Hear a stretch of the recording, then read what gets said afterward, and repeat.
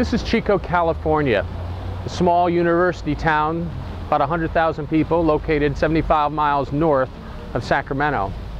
This is the park in the downtown plaza. Just a beautiful centerpiece to a wonderful community. But it's gone through quite a bit of transformation, and not just physical transformation. It's hard to picture this, but a little over 10 years ago in this park, there was a gazebo in the middle here, lots of large trees casting a lot of shadows over the park. And around Halloween time, this park would be filled with thousands and thousands of revelers. Chico turned into sort of a New Orleans, a Mardi Gras. Some 20 to 25,000 people swarmed into Chico. My name's Larry Lane. I'm the founder and president of Kingdom Catalyst. About 20 years ago, when I arrived in Chico and I heard about this event, people told me, well, kids will just be kids and you want to stay away from downtown on Halloween night. Now, being curious, I did come down to see what it was all about, and it was amazing. People would do things that they would never do any other time of the year. Programs like Girls Gone Wild would come to film and so forth, and it was quite the event. It was a party that attracted people from Nevada and Oregon, as well as throughout California. It cost the city somewhere to about $100,000 a year to clean this up. And I remember asking myself, and many people in the community asked, you know, why do we put up this? Why do we keep doing this? And then one day, as I was probably more complaining than praying, God said to me, this is a spiritual issue, and it's really the responsibility of the church. And so we began to pray into this, and I want to condense history a little quickly here for the sake of time, but basically we did research, and we found that the original people in this land, the Maidu people, had two worship festivals that took place at the end of October and the beginning of May. When white settlers came into the area and began to displace the natives, and then also to really quell much of their cultural expression, including their religious expression, by the end of the 19th century, this worship of the Maidu people, of the Kutsu clan, disappeared. But then in the early 1900s, almost spontaneously, a parade erupted in the very streets around here in Chico, and it was characterized by drunkenness and mockery. And this began to come together every year, a pattern. Now, George Otis Jr., in his book, The Twilight Labyrinth, and some of his teaching, says that this is what is called deceptive adaptation, where the enemy, who was empowered at one time by some false worship, when it gets displaced, finds another way to express itself. This festival that began to come every beginning of May, just like the old Maidu worship, evolved in what was called Pioneer Days. And it grew and it grew, and it was characterized by lots of debauchery and partying and so forth.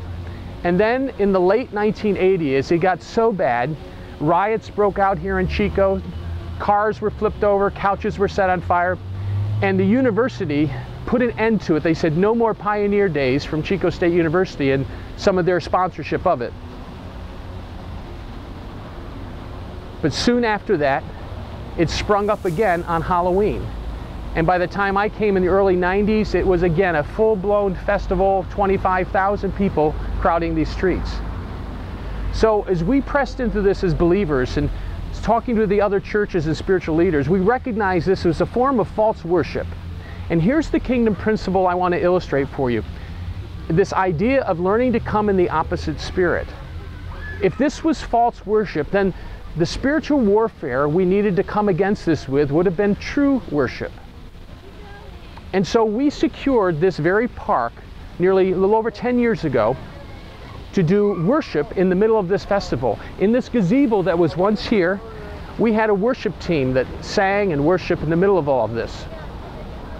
It was an unbelievable scene. If you can imagine 20,000 revelers dressed in all kinds of bizarre outfits, and here's your little church worship team set it up here and worshiping the Lord in the midst of all this. It was almost comical. The police had told us that they were concerned about a riot breaking out or things like that, and had escape routes for this little worship group. And around 9:30 at night, it began to get quite raucous, and there was some fights breaking out, and the police wanted us to leave. And we said, please give us a little more time. And we prayed. Things seemed to calm down a little bit, and we began to worship again. And what followed, I will never forget the rest of my life.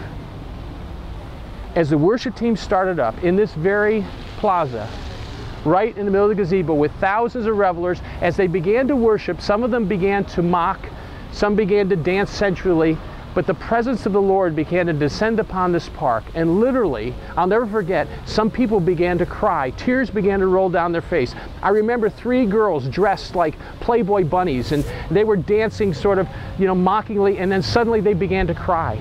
And without ever preaching a word, 13 people came to Christ that night as we walked up to those who were crying and began to talk to them. We were so encouraged by what we saw, but we knew this was just the beginning of a battle.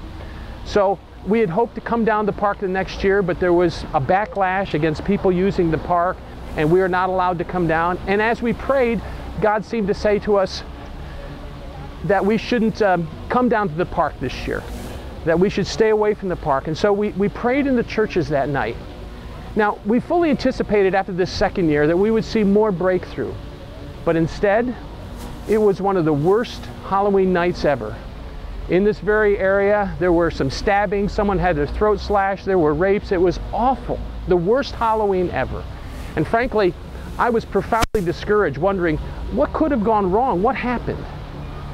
But God knew what He was doing. The following January, the whole atmosphere of the city changed, the attitude changed at the government level, and our city council voted to eliminate this festival. And they charged the police department to find a strategy to do this. The police department by now, the police chief actually through this whole process had come to know the Lord Himself, and we worked with them, and we're working together with them as we approach this next Halloween. In fact, they had their briefing for the officers in a local church, and we had a prayer room right next to the command and control center. But God had told us that this year would be a year of peace. And I'll never forget, as we were in that prayer room that night, that third Halloween in which we were coming in the opposite spirit, worshiping, praying, believing God to change this. I remember that about 9:30 at night, the police department breaking into the prayer room and saying to us, we don't know what you're doing, but this is the most peaceful night we've had in Chico. And that was the end of the Halloween festival in Chico. It was gone. We never sent in letters of protest. We didn't write complaints. We didn't march or anything like that. We just did what the Lord told us to do, to come in the opposite spirit, to worship instead of the false worship. And we found out in the kingdom we have weapons of warfare that are mighty to tear down strongholds. And this place was not only spiritually transformed, but within a few years took on a whole new physical transformation to become a place of brightness and beauty in the center of downtown Chico.